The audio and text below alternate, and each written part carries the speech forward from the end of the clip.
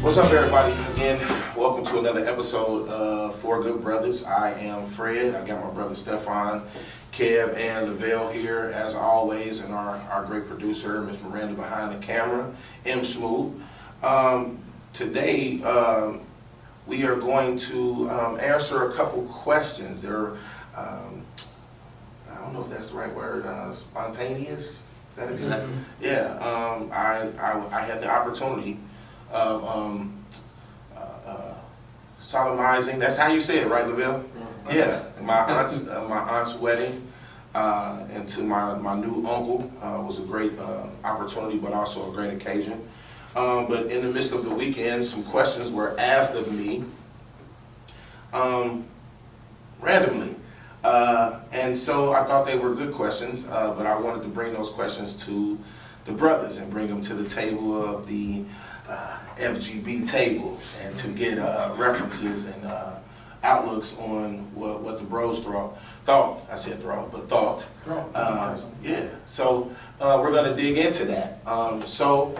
First and foremost, man, we're glad that you are paying attention, and we're getting a lot of reviews from people and seeing the views go up. So we appreciate that as well. We want to still remind you to like, share, and subscribe. So hit that button, to subscribe, but also hit that good bell on the outside of the subscribe button, so therefore you can get all notifications of what's going down like that with the Four Good Brother podcast. And definitely, if you have questions for myself, Stefan, Stefan talks about that a lot with us behind the scenes. If you have questions for myself, Stefan, Kev, or Lavelle, or even shooting Miranda some questions, please hit us up through, she's shaking her head, but yes, hit us up through our Facebook page as well, our Instagram page, and just send some direct messages to us, and we definitely will respond. We want you to know that we're definitely interactive and wanting to be able to address all things. It's a safe place to communicate and talk, and that's what we like doing, so that's what this is all about. So, digging in, how was everybody's day first? I want to ask, because these are some good questions, man. These are good questions. We good, man. Let's get into it. It's actually a perfect day for these type of questions. Yeah, let's get into I feel like Kev is feeling some kind of way. Yeah, it's perfect day to ask these questions. All right, so, well, first and foremost, I had two questions, but I heard something, and it made me reference what I heard when one of the questions was asked. So there, I'm not going to say his name, but there is a well-known comedian across America, great comedian in my opinion, but he had a statement, and his statement was, and I sent it to the fellas, not the statement, but the questions. So they're going to hear this for the first time. So the statement was, women and children and animals are loved unconditionally, but men are loved under the condition that they provide something. So, psychologically, what was stated was, for men, everything is about performance. So, let's start off with Lavelle. And I'm not gonna go down the line. I'm gonna move it around however I'm gonna watch faces. So how do you feel about that statement, bro? I think two things can be true. I think it is, I agree and then I disagree about the unconditional piece. I think culture and society and history has showed us that a man is supposed to provide. A man is supposed to take care of his family. Spiritually, you even look at it. Man don't work, you don't eat, Yeah. So yes, but I wouldn't say it's, I'm trying to, and excuse me if I misphrase this quote, but, You usually do. no, I'm talking about, this one. The one Unless you it's a said. Bible quote, you usually get those, right? Hallelujah. I would say, yes, maybe a love unconditionally, but instead of, I think he said it like, whoever that comedian said it as, the women and children love the man on some conditions. Was that what When was they're- the So, last? so he said, but men are loved under the condition that they provide something. So Yeah, they're loved based on, what he's saying is that they're loved based on the fact that Right. they have to provide something for them to be loved. So again, you would have to, not to cut you off, but we would then have to dig into what has occurred. So I would say to you that this particular comedian went through a terrible divorce. So the mindset of what he's saying is based off, or could be based off, because that wasn't depicted, you know, in what I read of me watching the clip. Yeah. But that was, you would assume that that's based off what he's feeling. Yeah, and I would just say I would just say it is a man's responsibility to provide. Okay. I don't think the women and the children come into the picture saying, I need to love you until you provide X, Y, Z. I don't think that. But I think just in general, it's a man's responsibility to provide. Even if you don't have a family, you still need to provide for yourself.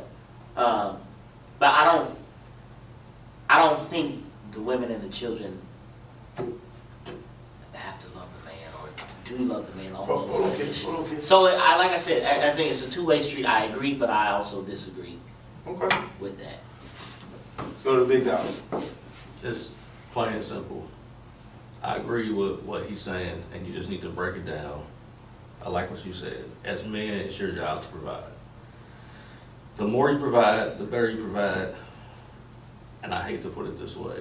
I'm not trying to offend anybody, but you get the pick of the litter, or you get your choice in who you want to take as your spouse, and we're looking at it from a woman's perspective. The child is a gift from God that you were gifted to, and it's out there. The better you are at providing, the more opportunities and the more you get to pick from when it comes from picking a woman. It just is what it is. It comes off of that hierarchy. Now, when you stop providing, that's where Your value decreases. Your value decreases. But what is that? What is that not the same with? What is our definition of providing? Because I think people get that shit skewed. So I think a lot of people look at providing from a financial standpoint and not providing emotional, physical support. It starts. The first look is always going to be the financial standpoint, because most people who are not. So we're talking about financial stability. But hold, check this out. Most people who are not financially stable have issues in the other departments. People have emotional issues because they're not financially stable. Right. Because you worried about how you're gonna pay this bill. You worried about how you're gonna take care of all Most this marriages stuff. end because of, it's not from adultery, it's from financial. Because you can't get on the same page, which causes stress and brings stress Right. into the household. 100%. So that's tough, because I think what happens is that when you focus on being a provider, and I also want to preface, everybody at this table makes really good money. So, because I know we'll get there. That sounds like some broke shit. But like the problem with being like equating being a provider to just finances, if that's what he's referring to, or if that's what people's mindset is that you don't value the person in its entirety. Yeah. So like beyond just what I bring to the table financially, what I bring in the way of supporting you as a person, what I bring to my community, all these other values that I have. And then what happens is, by placing value systemically in money, you create a different monster when you have men that are already broken. Because one of the biggest insults you can ever say to a man in the black community is like, oh nigga, you broke. Because then what happens is he's the nice guy that sees his value more than just the money he makes. And then when he gets some money, you didn't create a monster. Now that motherfucker don't know how to act. It's what you said. So it's his pick of the litter, It's what you except said last now week. you at the bottom of the litter. It's what you said last week, though. It's where you place that value. Because in every inner city neighborhood, there is a football, basketball, baseball coach who works in a factory who is, you know, $50,000-$60,000 a year, who works 12 hours a day, then goes and coaches, Mhm. then takes some of the kids home, make sure they have cleats and everything, and then goes home to his house. It's what you aspire to.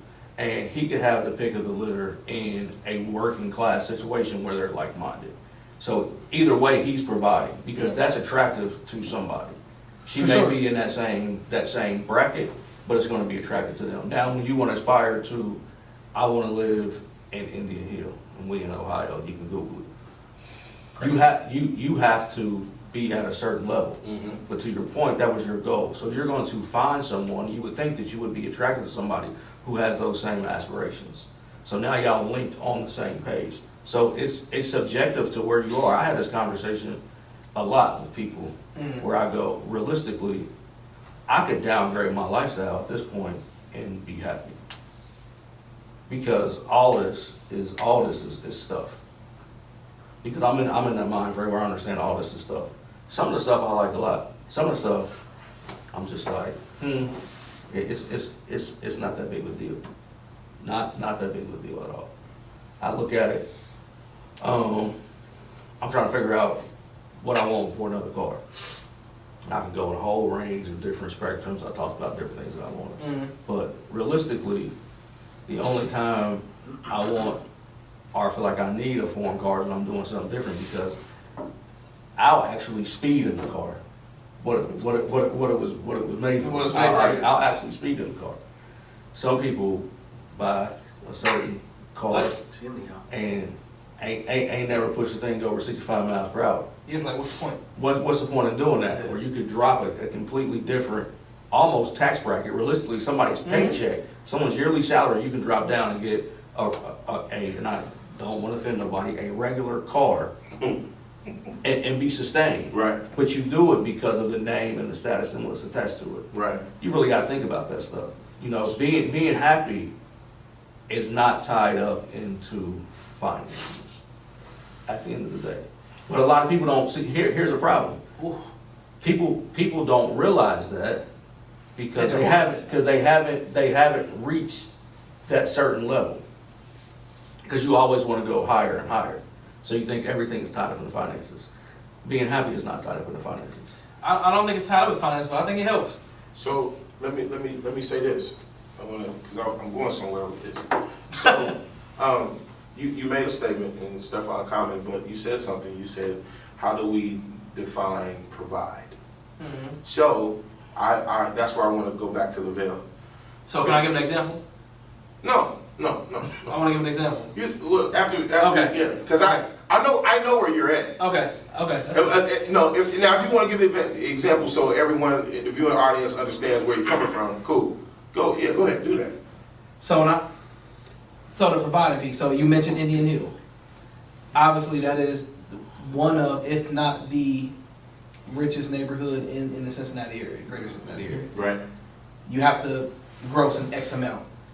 If you're a provider, and let's say you're a lawyer in Japan, and you're affording the lifestyle of your family, but you're never home, is it still that person being a provider, or is it just like, or is that not adequate providing? You're providing the financial part of it. You're most likely not providing the emotional and physical part that come along with it. And that's where we're going. That's where I was going. That's where we're going. Okay. So, in saying that, that's why I wanted to bring it back to Lavelle. No pressure. I would very much like to comment, y'all, but I'm moderating. I've been learning from my brothers. I said that ain't stop y'all from asking me. No, it's all, no, good, but I want Lavelle. So, when Kev says that, obviously, we see where Kev is going to the Stefan commented, so he's talking about, well, if you're providing on that financial end, right? And then, like Stefan said, then that person, you're never home, right? So that means that emotional end, that connection with your wife, your children, right, whatever it be, at home, you don't cover that end, so then that leaves that open door, that gap, right, that void. Okay, so now from the biblical end, you said it, you addressed it earlier, but let's revisit that.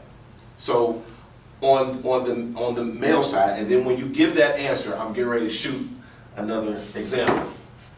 Can you expound on that? Yeah, and obviously I wasn't there, so I can only go by scholars and what history has shown. Mm-hmm. But the man did provide. The woman took care of the family. The woman took care of the children. The man worked for such amount of hours. XYZ. He came home. He might have did a little, oh hey baby, hey sweetie, good night, daddy love you. Simple as that. We don't really have enough evidence in the Bible to show if fathers were there for their children and their wife more on an emotional aspect. Yeah, sadly we don't see that. We do see that spiritually with God being there for all of us. But with the earthly fathers, we kind of don't see that. Now we see a small example of that with Joseph accepting the role of a stepfather, technically, and raising him up. But we don't see the conversations that they have. We know that Joseph taught Jesus how to carpenter, how to be a carpenter, all of that stuff. So we kind of see little pieces, but we don't really fully see the true emotional side of fathers being there, if that answers your question. But I think that is it, and I think that's where it's lost at, when it was passing the trade down from generation to generation. There was some emotional, there was definitely physical interaction, where you got old enough and you got to hold something, you got to hold the nail and to hammer the nail, and to now you get this piece done, and to now, once the father passes away or becomes old enough, that family business is passed down from generation to generation. That started even all the way back there, how they said the name like Smith, like your last name was what your trade was, so blacksmith. So that whole thing, it was part of it. And even with the mothers and daughters, they had that relationship where the mother showed the daughter how to take care of a house. They prepared you for your next. So for me, that was the emotional and physical bonding that you had. Because even if you was working in the field, sometimes you came to a certain age, junior is coming, he's coming with me. That's where now, where people kind of make fun of it, but you look in some of these real rural towns and communities where these 13 and 14-year-olds drive a tractor to school. You pull up to the school, there's a bunch of tractors outside. Because they drive in the tractor to school. That's part of an emotional bond that people have. So Fred talks about going fishing with his grandparents. That's the type of stuff that kind of bonds everything out there. So I think it shows that it was there, but I think to kind of where Kevin was going, do you see it and do you value it? Do you even realize that this is like an emotional bond that someone's trying to make with you? Just and people, because I was coming right your way as soon as you said it when Lavelle got done, people skewing, as time goes on, skewing what providing looks like, and being a provider financially, just being like a scapegoat. Right. Like I don't have to be attentive emotionally and supportive in that way as long as I'm giving you this. So the scene that I always think about, powerful movie, if y'all have never seen it, powerful play, Fences. The end of Fences with Denzel Washington. He's having that conversation with his son. His son asked him like, Dad, why don't you like me? He was like nigga, I ain't gotta like you. You got a roof over your head, don't you? You fed, ain't you? That is what a lot of people think about providing. And by using being a provider in that way, it negates all the other duties that you have that involve so much emotional support. Well, and I think that's the biggest challenge for a lot of men, especially for those who didn't come from Be specific. anything. Say what you want to say. Me. And black men. Black men. Yeah, say that. Me. Can name that. I think Yeah. it's a challenge. I was just talking to a friend earlier today about this. Just the challenges of that, and I think another big piece of that is the fear of it too, because it goes back to what Stefan says, and it's how you value it too, because I think it is a piece of and a part of the value, but it might not be the whole picture. But in that man's perspective, if I'm providing for my family financially, Mhm. and they're secure in that with the roof over their head, food on the table, clothes on their back, I don't have to do any of the other stuff. and it might not even necessarily be that they don't have to, they Absolutely. might not just know how to do that. Boom. Or yeah, That's it right yeah, there. that's- Because that's- I have been trying so hard, and I struggle with this. I have worked 3-4 jobs at one point in my life because I told my friend earlier today, my biggest fear is going back to what I had to go through as a child. I don't know how my mama did it. God bless her soul. God rest her soul. I don't know. We always had a roof over our head, clothes on our back, food on the table. But I saw how she struggled. I saw those nights when she would cry and just yearn and just cry loud and moan for God, like to provide. And I said, God, if I ever, I never want to go through that. And that is a huge struggle for me now. And now since I have a daughter, Yeah. because children change the whole game. Your wife can tolerate it for so much, but then when a child enters in, Yeah. your wife is going to protect that child, saying you need to be there for your children. Well, see, again, I think in that is what I've said on a few of our other pods, man. And it's all about perspective. It's all about how the message is being passed down. Like, so if you're coming from homes where, well, I mean, honestly, all 4 of us are sitting here from broken homes. So that message is passed down, not necessarily from father, but grandfather, grandmother being major. Being all things. All yeah. things, you know what I'm saying? You picking what you did from mom before God called her home. You get what I'm saying? Who was the next big influence? Great question. I got to look. It might have been one of my uncles. You see what I'm saying? So it's all about perspective. Now, for me, I agree when we talk about how the Bible depicts those things, right? I agree with them, but I also believe that sometimes we're not really digging into actually what it says and various angles that it speaks from. Verses like, okay, this Bible says, I don't even know what the word, Essentia water, right? That's what it said? Yeah, I just want to make sure. So if I look at that bottle of water and I say, oh, Essentia water, and then Essential. Essentia, Essential. okay, y'all get me together now. Essential. Sponsors, if you like. All right. But no, I think what that is, though, is a lot of times we can take things that are biblical, right? Or even if it's not a biblically based home, you have I don't have a problem putting my history out there. I thought my papa, my greatest husband, like I said, both my grandfathers, 2 of the greatest men I've ever met in my life. But they had their flaws. But my papa, he cheated on my grandmother. I don't have a problem saying that. My granny lived through it, had her ups and downs with it. That, does that take away certain values that he instilled in me? No, it doesn't. But at the same time, him as a man, it does take away a little bit, from certain things. But as it pertained to me, saying, okay, listen, my grandfather, he was in the military, Army, Marine Corps, came home, worked at General Motors when it was in Norwood. He provided. But my grandmother, she was a go-getter.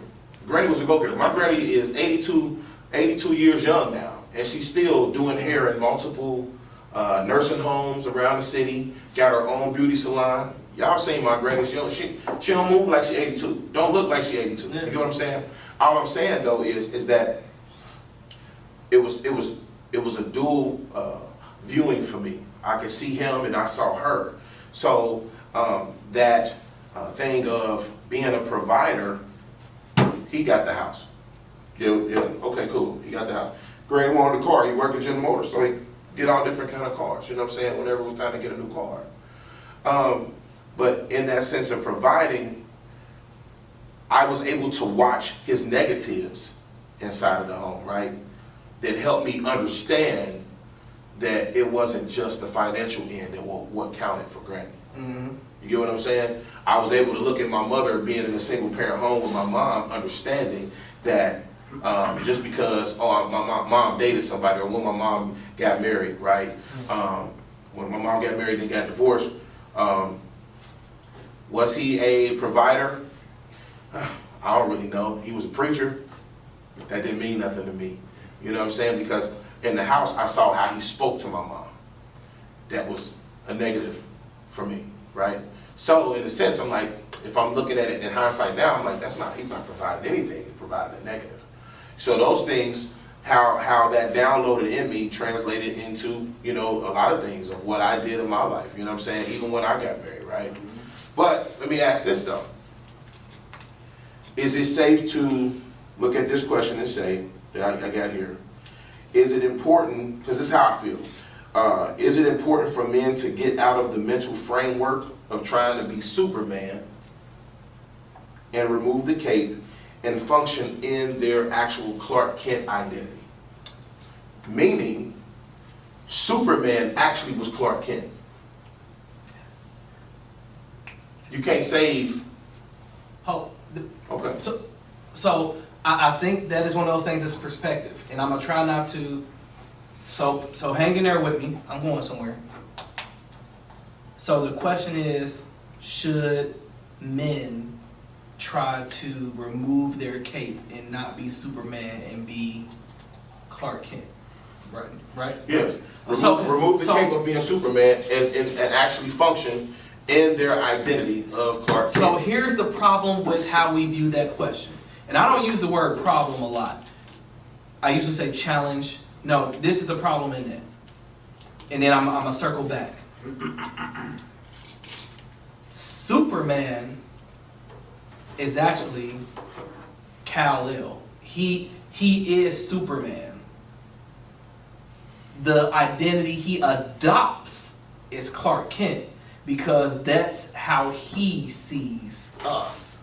So the nerdy, 9 to 5, not desirable, he creates that image because that's how he views us, as a superior being. Not that we necessarily need to take our capes off and become lesser versions of ourselves.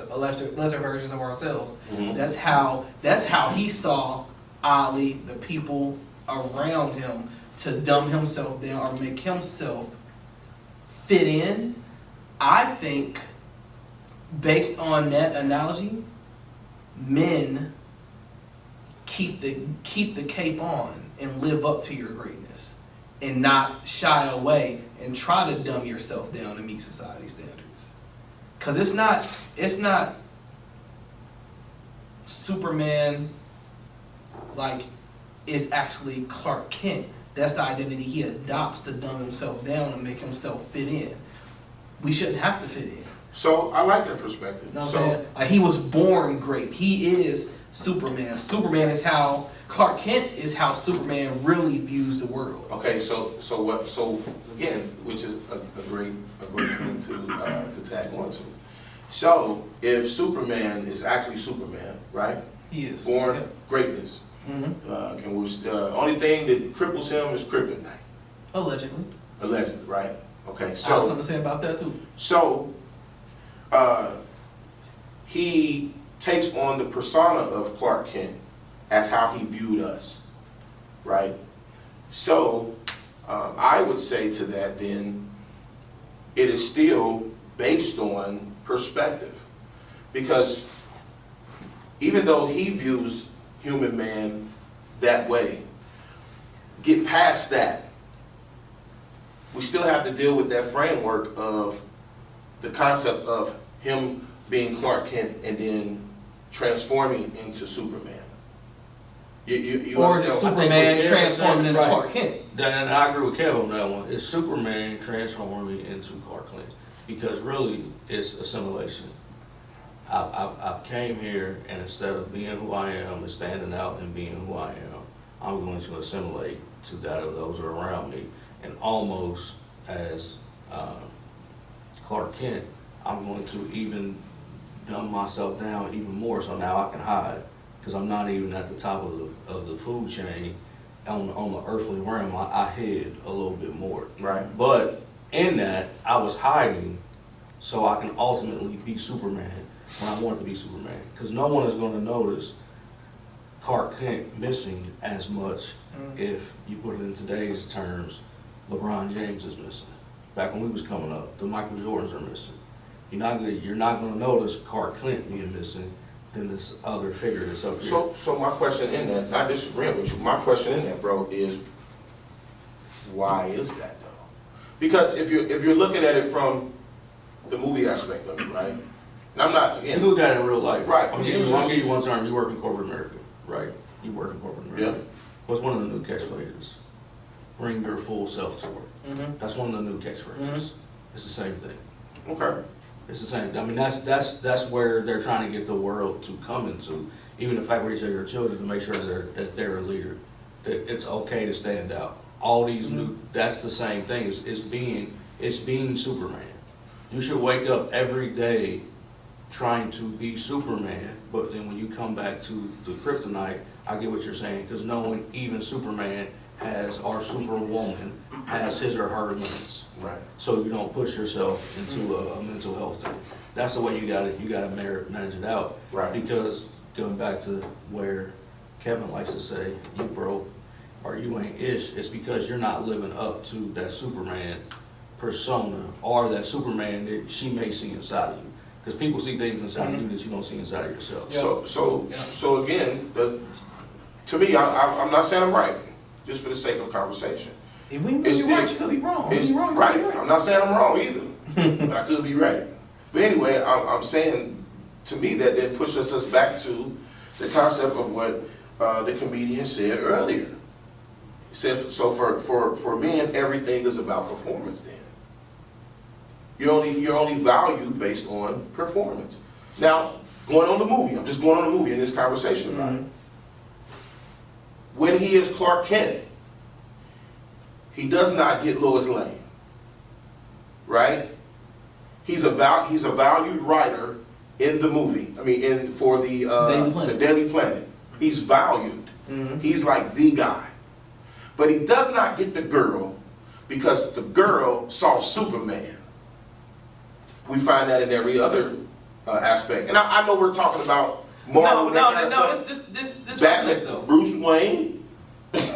Bruce Wayne is rich. Well, see, Well, I he has think no- I he has- think I'm just- he- I'm just- I I'm think just he's a throwing it bad out there. example of I'm just throwing it out there. I'm just throwing it out there. I'm not. Yeah. I'm just throwing it out there. I'ma tell you why. Bruce Wayne is rich, but he hides the identity of who he is. Right? He doesn't really have a superpower. He's not really special. Peter Parker, Spider-Man. I forget the girl's name. The Peter like Mary Jane. Mary Jane. That's it. Yeah. Mary. Anyway, I'm sorry. I didn't Yeah, do no, that. I was with you. But at the same time, let's take Batman out of the equation, but you go with Peter Parker, Mhm. right? And you go with Superman. They don't get the recognition of the girl until they reveal who they are, and though they are loved at this point based on their performance, when actuality, they're good guys. Peter, Peter, you know, that's a teenage story. But if you're dealing with Superman, we're talking about, okay, Clark Kent, value commodity in the Daily Planet, good worker, and back then, we're looking at those times, it's a good job, Money, mhm. right? But he's still not valued. So everything is still based on performance. So let's, So let's, hold let's, on, no, you go over. Let's rock paper scissors for it. So let's bring it back to everybody who's, because I'm not as versed on Marvel and all this other DC. I don't know. I just told you that.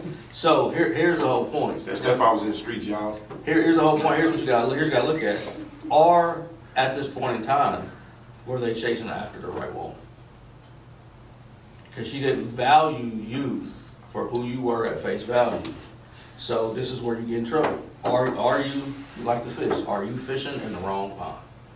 That's where So- some of this stuff comes in when you deal with relationships. So don't you point to Miranda right now. I got women first. You right. Well, Miranda. Go ahead, Miranda. Well, I'm not going to add to that. I'm going to go back to the Superman Clark Kent point before we move on to the women point. As someone who's a child of a man who tried to be Superman, and I wish he would have been Clark Kent. I didn't need him to be my hero. I didn't need him to buy me out. I didn't need him to provide all this money, even though, like, yes, I'm thankful for it, and yeah, we didn't want for anything. But at the end of the day, I look at my dad as, I wish he would have been there emotionally, more than I wish he would have provided. So, like, for me, as someone who's seeking out my husband in the future, I'm looking for someone who, yes, can provide financially as far as, like, we're not going to go broke and we're not going to end up homeless. But at the end of the day, I'm looking for somebody more who's going to emotionally provide for me over financially provide for me because of what I saw in the house I grew up in and because I didn't have. So now you can go with your other things. I'm only pointing because this is how I keep track of conversations. So to Miranda's point, she said something that resonates because, and Miranda, I know this isn't what you're doing. It's like, I want someone who can provide for me, but want the emotional support more. Some people want the providing financially more, but Yeah. can't help to do shit with it. Like when you talk about, I was just having this conversation in the barbershop. There's a young lady who's like, oh, like, I want a man that can provide for me financially and make 6 figures. Well, ma'am, what do you make? Right, and I can provide for myself financially. Yeah, like that what- I don't have for one- to have a man to be Yeah, able what to do you support make? my lifestyle. And a crazy It stat, would just be nice. like the people that make 6 figures, it's literally only like 16% of the population in the United States. So we know you're not there. So I understand wanting to feel financially supported, but it doesn't have to look like that. And I know that's not what you're saying, but I was also like, people who want things that are outside of their scope. If you're not making 6 figures and you want somebody to make 6 figures, what are you contributing? Hold on. So you made me knock the water over. Hold the water so I can know to come back to you because it's my water. So to Stefan's point, and Fred, what I'm talking about when you said, oh, like Lois Lane didn't notice Clark. Lois Lane noticed Clark Kent as like her friend and somebody that she confided in, and Superman was more like that fantastical guy, like, but You know, when What you say she brother really- cancels out. I know, I'm not usually do good about that. And imagine if he would have just led with his greatness. Because that's really who he was. Well, Superman. Hey, Right. this is me. This is all of me. This is what and who I am. LaVille tapped in. Imagine if he would have led with that. You know what I'm saying? Like, Yeah. and you know, not all heroes wear capes. But for him, he is actually Superman posing as someone lesser because An ordinary man. because he thinks that is what is like the go-to for him to assimilate or blend in. But not everybody wants you to blend in. Just be the true version of yourself. If he would have led with that, he So- gets Lois anyway eventually. But if he would have led with that, you cut down on that time. So let me say this Go ahead, LaVille. before LaVille. So I know Stefan said he's not familiar with the Marvel and the DC. But to my memory, unless I'm wrong, you have to remember that when he came, he had a regular family. He was raised by a regular family, so he didn't pick Clark Kent. He didn't pick to be Clark Kent. It was assigned to him, but then he He chose to maintain it though. He picked to be Clark Kent. He chose to maintain it. This is my problem with society.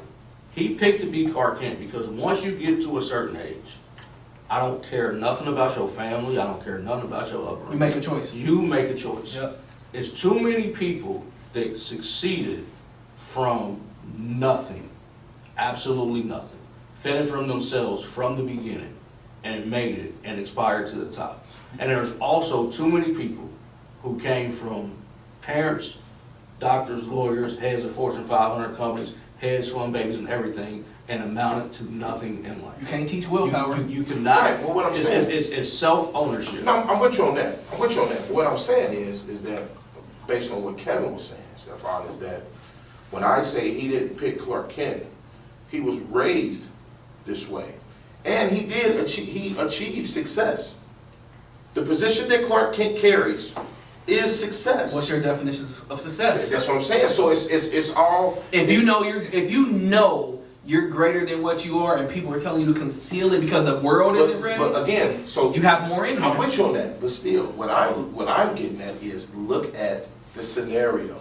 Look at it for actually what it is. What Stefan is saying is actually right what we're talking about. Now, I understand, everybody, this is a movie, right? So what Stefan's saying and what you're saying is spot on. But what I'm saying, based on, I'm just for sake of conversation, based on what the comedian is stating, right? Mm-hmm. We have to look at what possible way is he coming from based on what he's dealing Mm-hmm. with at the same time. And then when he's saying that men are only loved based on their performance. So when you look at the concept of Superman, he was raised a certain way. So the success that Clark Kent achieved. Now, like Stefan said, he could have said, well, forget all that. I know who I am, right? Because the actual character understood, the parents finally understood who he was. It was like, oh, this is really what's going on here. But you have to understand, in the psyche of this gentleman, he is, what's his real name? Because I never, you said it. Kal-El. Yeah, Kal-El. So on his planet. he has this mindset, but when he comes to Earth and he's raised a certain way, there is a shift as to why he does not say, oh, I'm Kal-El. He's Clark Kent. Now imagine if he did what you said, and he shows his greatness to Lois Lane straight out the gate. It's a movie, but let's look at all the surrounding factors. If he were to display that greatness, and then when he finally showed himself as Superman, he had people on his back. That people came to destroy the planet or trying to take over they little small town and all kind of crazy stuff. That Right. ended up happening anyway. Right. So what happens is destruction comes to the town. Right. Superman gets blamed for it. No different than talk about any other superhero. You know, right? They get blamed for these things. So therefore, they try to stay undercover. Based on, because even if you show greatness straight out the gate, greatness is not really appreciated by most people because they don't know what it looks like. I'm going to tie all this back in, Lavelle, with three things. Go ahead. So to make another superhero reference, Ben Parker.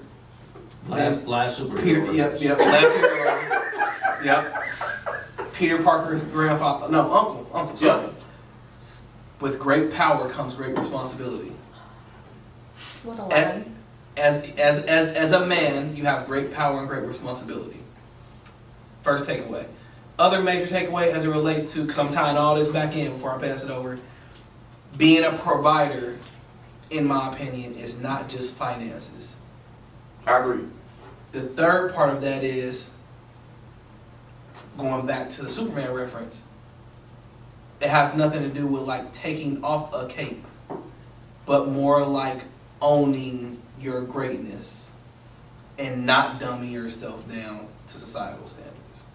Those are my three major takeaways to tie all that back in. All I was gonna say was Sorry, Lavelle. that I think, because now you led to something different, but what I was gonna say is I love the fact that perception is everything, because none of you are wrong. That's what I love. That's the saying, a picture is worth 1,000 words. But it's who's What? looking at it. Ain't He that got it You right. got it right. No, he Oh, I didn't. did. Yes, I did. Yeah. He said picture. Oh my gosh. Ain't that it? No, picture. Boy, you know. A picture. A But he picture got is the- worth he got 1,000 the words. first On a wall, a But what picture. I No, say- he said a picture, like a picture of lemonade is No, worth. I think you're right. You know. picture We'll run it is back. worth We'll run it 1,000 back. words. Right. Y'all knew. The saying, a picture is worth 1,000 words. Yeah, throw We the with you. red flag. We with I said picture, y'all. You be Like tearing. picture phrase. You be tearing some Right. phrases Picture. up. And what I say to that is, I love that because whether you're in church, you're watching a movie, or a TV show, it doesn't matter. Even witnessing a crime or something, everybody has a different vantage point. Yeah. One of my favorite movies. Because you saw the same incident happen, but all different angles. and they all had a different side. Right. It was the same thing. I get to that, and I say all that to say, it's possible, all of us are right, but it's also possible that, just using the Superman reference one more time, Can you say it no more? that in Lois, what's that her name? Lois. Yeah, Lois Lane. In Lois' perspective, maybe Superman was the potential of what she saw in Clark.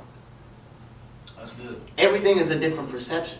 Saying maybe, oh, this is the man, and eventually she does get the man. Yeah. But it wasn't until she saw his full potential of how great of a man he could be before the stuff interested him or her. So what I say to that is, none of us are wrong in any of this. But it is about perception, because sometimes I think everybody has a cape. Most are not shown as much as others, but sometimes, depending on that perception and that angle and that vantage point,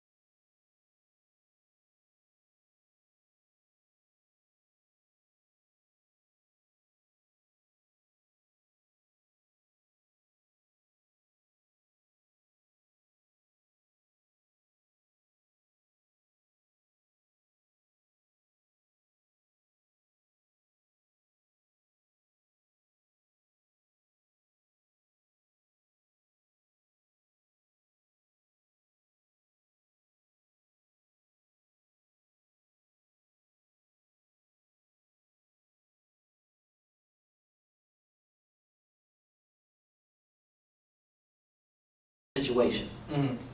Because whatever angle he's coming from, this comedian is, if it's from the divorce, if it's from a rough marriage, if it's from witnessing one of his best friends or his family members go through something, that's only one angle of it. Mm. Yeah. And he's not wrong, but he might not always be right. Because his angle is probably the so money again- stopped coming in, so she stopped coming up. Right. So that's what I'm saying. So again, it's all about perspective. Now, I'm gonna get another question, because again, like I said, these particular questions came to me, and I want to make sure that we hit them. My water. And so we don't tarry long on it. But so the woman asked me this weekend, says, why do some men or all men struggle to connect emotionally with women? Because women aren't connected to themselves emotionally. You want something that you can't provide either. And if you can, what does that look like for you? Because that connectivity is different for everybody. I don't necessarily think it's a struggle for us to connect. I think men are very loyal. Women are loyal too. But you have to trust that one person. You said So the all word. of y'all, my boys, What's the word you just said? trust. When you build that person or that relationship, and we've all talked about it in previous podcasts, all of us have those few friends that we can go to about anything. We'll tell them anything and everything. I think when it comes to that emotional side, whether that's a man or a woman, you need to have that trust with that person. Yeah. Most men aren't going to tell everything to everybody. But if they got that one person, and hopefully it's their wife, if they're married, then they do have that emotional. But people aren't going to see that, because most men is going to keep that in the house too. They're not going to publicize that all the time. They don't need to. That's the trust that they have with that one person. So I think culture, media has dictated the way men emotionally connect. Because men emotionally connect all the time with their boys, their fellas, on the poker table, the bar, whatever, we emotionally connect. But I think it's a lot of times you don't see it in the movies, you don't see it in the shows. So Yeah, we're emotionally connecting at home. Okay. I also think for men sometimes, because we're not taught to express emotion properly, it takes us a while to get there. So when women are like, oh, like, you're just emotionally unavailable. I'm not unavailable emotionally. It's just taking me a minute to get to where you want it to be. So like the example I always give in like therapeutic sessions and stuff like that is like, you at the bar, it's crowded, there's a ton of people. Me and Stephon bump into each other. Hey bro, what the fuck? So like what you see is two people that appear to be angry, but it's deeper than that. We're men are very surface level thinkers about emotion. Deep rooted, what I really feel is I feel disrespected that you came into my space and didn't acknowledge my space. So it just takes a while to like get there and how you process it. I think that you have to, as a man, you have to go through something with somebody to build that emotional bond. Since y'all bring up movies, I bring up Boys in the Hood. I thought it was something like Scarface or something. Great movie. That's great. Nah, but when you look at the emotional bond, after Ricky got killed, where did Trey go? It's his girl house. He went to his girl house. Mm-hmm. But they have been building this whole thing. They pushing each other to go to college, so they seen the future within each other. But he could have went anywhere when he got in that car. He went over there. His emotions flew everywhere, and she was there accompanying him. So I think a lot of women need to understand that you got to go through something with a man for him to be able to open up and be 100% emotional. And if you abandon a man during that time, you have lost his trust forever. There you go. I agree. That's it. I think that's it. It's very similar to like social workers. So all my social workers that are watching, being mindful of your behavior in sessions. That social worker that tells, that's one of the hardest conversations you ever have to have, probably. Like that social worker that like a patient or a client or a kid is telling them like, I think this happened to me. And you make a face, you've lost that kid's trust. They don't want to tell you anything else after that. Men operate very similarly. Like, if you don't support him during that time where they're being vulnerable and all of those things, you've lost it. You may not ever get it back.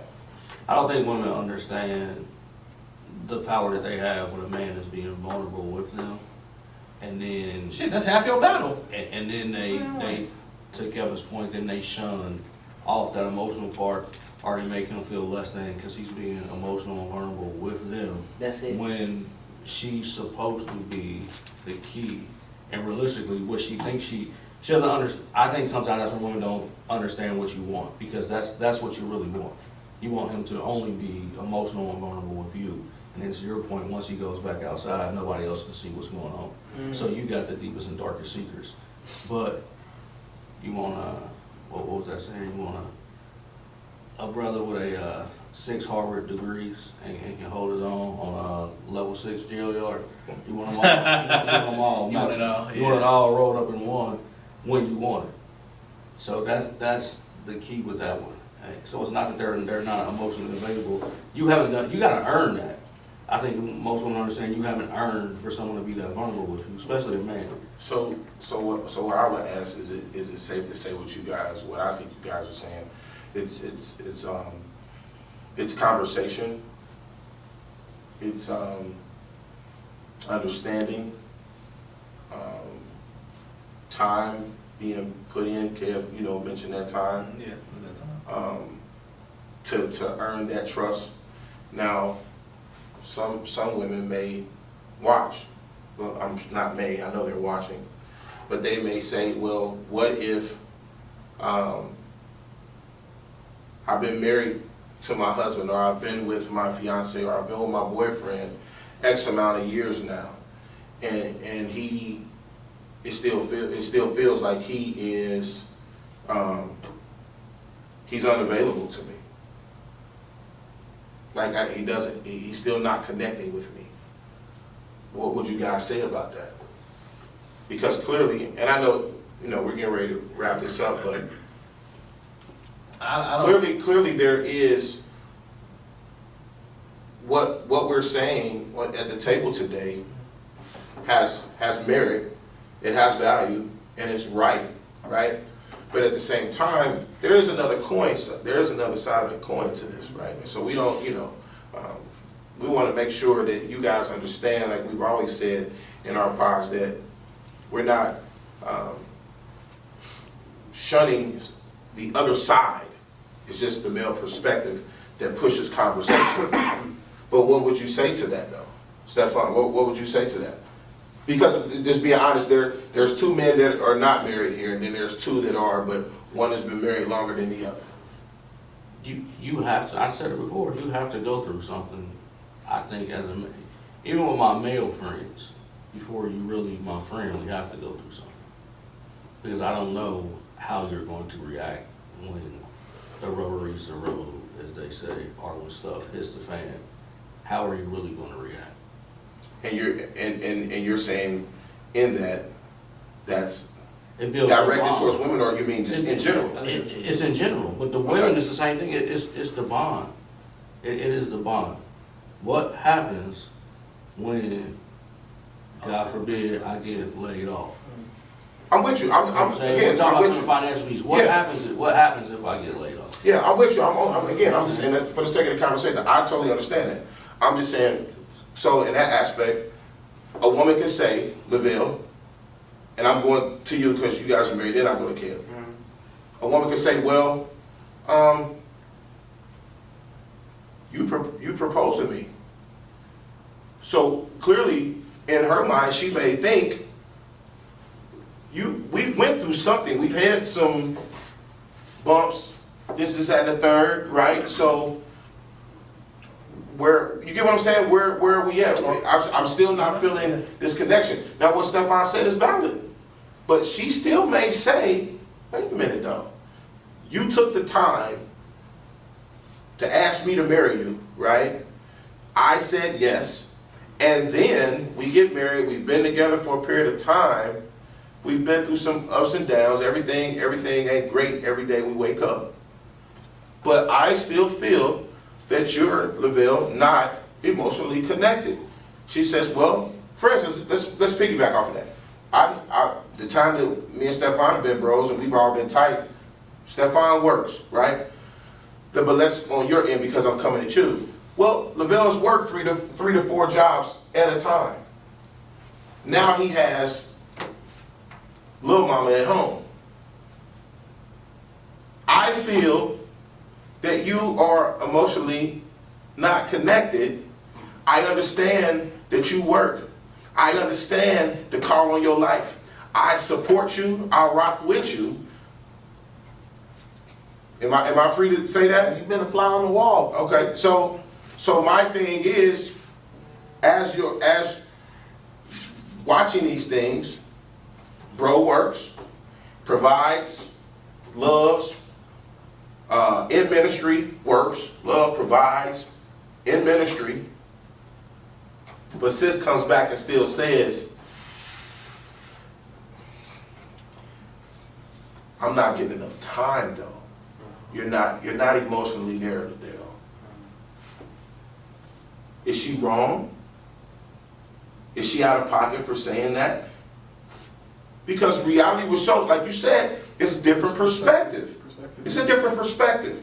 You get what I'm saying? Like, Stefan is the same, he's the same man. He provides. His wife has a great career. They work at that thing together. But at the end of the day, I'm not even looking at him, I'm just going off of the fact you're working, boom, boom, boom, boom, boom. As your bros, we know your schedule. Like what's Monday is his off day. Mm-hmm. Tuesday through Sunday, Lavelle is go. And you're married, and Kev's schedule is about as difficult as yours, and he ain't even married. It sits out of pocket though if she says that. It's not out of pocket. But We might be able to wrap up on this here. Scoot over so I can lean over this way. Cause this is good marriage talk. It's not out of pocket. Oh, what I say to that is compromise. It's compromise. Because we've had this conversation more than once in our marriage. Maybe last night.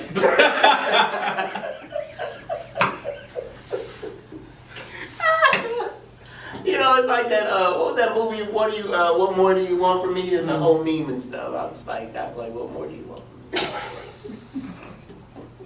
But I think all of that goes back to our upbringings. It goes back to kind of what Miranda had mentioned earlier. Different strokes for different folks. Yeah. She came from a two-parent household. Her parents didn't value money. They valued time more than money. They did everything together. I didn't have that. So I am still learning as I go what that looks like. And because of the love I have for my wife, okay, let's compromise. You know my biggest fear, because I've been vulnerable and I told you that. So you know, to an extent, we can't go up under this amount in our checking. To an extent, we can't go up under this amount in our savings. To an extent, XYZ, you know I'm going to work this much. I need you to be okay with that. But on the opposite side, all right, you know what, fine. Maybe I have been working a little bit too much. So you know what, I'll get off a little early. Tuesday nights is dinner night. How about that? Wednesday nights, XYZ. Thursdays, that's my long day. You ain't gonna see me.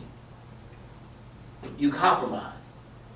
Now, once you compromise, and that stuff is still going on, then we gotta really figure it out.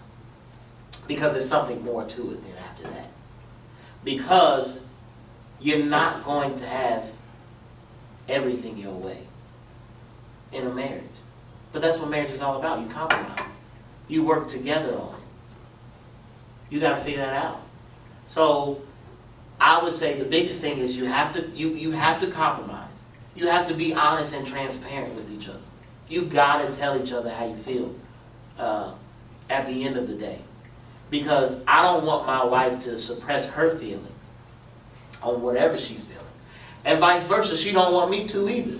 Because next thing you know, the more you suppress, it's going to be a matter of time for that one thing. That it could be it could be the string beans was cold.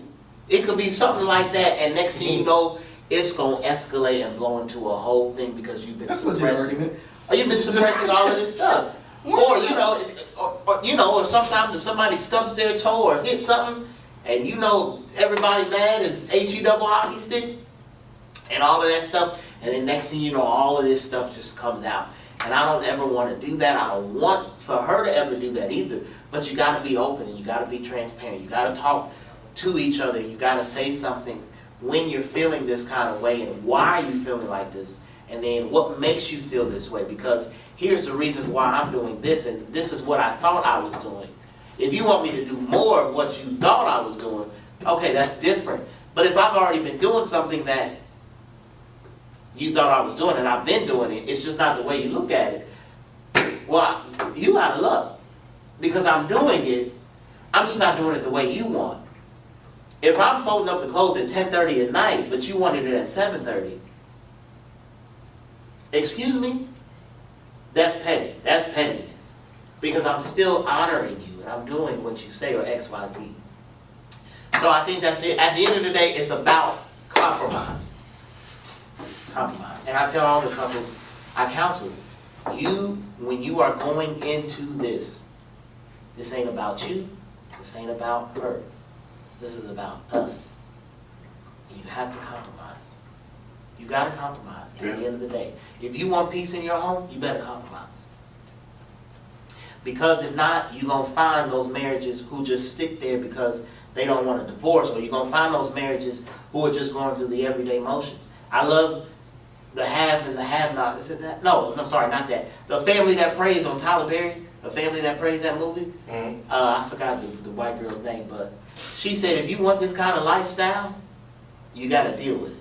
and the white guy was cheating on her, and he was cheating on her with Sanaa Lathan and all of that stuff. Yeah.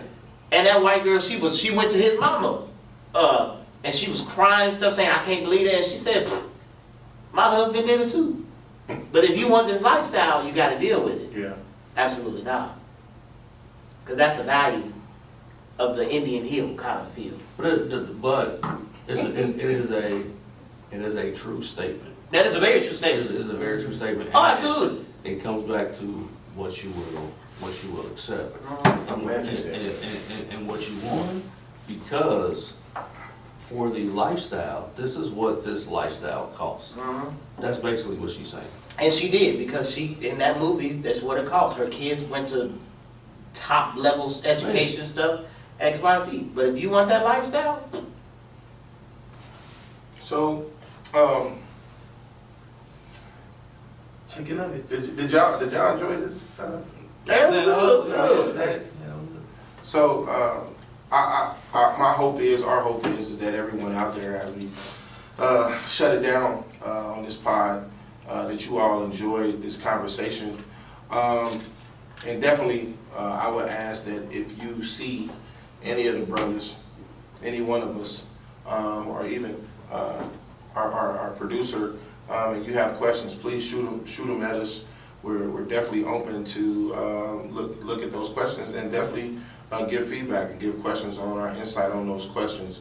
But again, like, share, and subscribe. Again, hit that notification bell, like that right there. So therefore, you get all things according to Four Good Brothers podcast. You can definitely find us again, and I know Miranda will put those things up there, but you can find us on our Facebook page, and you can also find us on our Instagram page as well. We definitely want to continually shout out people that we rep and we love. Our brother Tay with Lucky Few. That clothing line is up and coming, and it's got some pretty hot stuff, so y'all check that out. As well as want to shout out our brother Vernon, who we had a pod with already, to Noble Barbershop. We'll put that link up there as well. We've definitely shouted out Lavelle and his project. I always forget the title, bro. You changed my life. You changed my life. You can find that on all music platforms. Please go out and check that out Background as singer, well. Kevin. And even with our good brother here, his wife, definitely Pastor Maya. Boy, geez, I'm getting tongue tied. I gotta get water or something, man. Pastor Maya Miller here at Chosen Ministries. Definitely check them out as well. We want to definitely also. I know Kev messed with me last time about it, but I definitely want to shout out my god sister Reese, God Can Apparel, TrustGodCan.com. These are just some things of people that we are affiliated with, and we definitely support, and we think you should too. Yeah, I want our shirts and didn't even know. Yeah, and so again, man, we appreciate you guys for tuning in. Definitely, I want to leave you with this. Are you, as a man or as a woman, are you really willing to sit down, whether it's your husband or your wife, your boyfriend, your girlfriend, fiance, whatever that may be, or even just in small group? Are you really willing, tongue twister, yeah, are you really willing to sit down and have open dialogue? That's really what it comes down to. And I think what you'll find from listening to the brothers today, that's really what it comes down to. Everything is all perspective. Everybody does not come from the same background. Everybody doesn't have the same upbringing. They don't have the same financial situation. They don't have the same emotional situation. They don't have the same emotional support systems, if having it at all. Nobody's belief system is the same, whether it's spiritual or just in general of life. But in order to get on the same page in some form, you have to be willing to have that conversation. The question is, are you really willing to have the conversation, or do you just want to go through the motions to be able to say that you're with someone, or do you simply just want to nag somebody, whether it's from a male's perspective or a female's perspective? Because there are men who are just natural nags. You in a relationship to argue. Yeah, that's really what you do. Come on with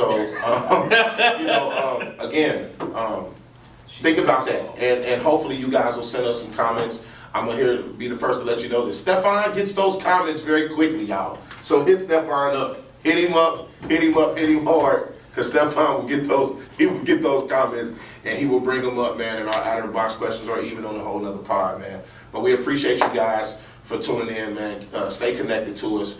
Peace out.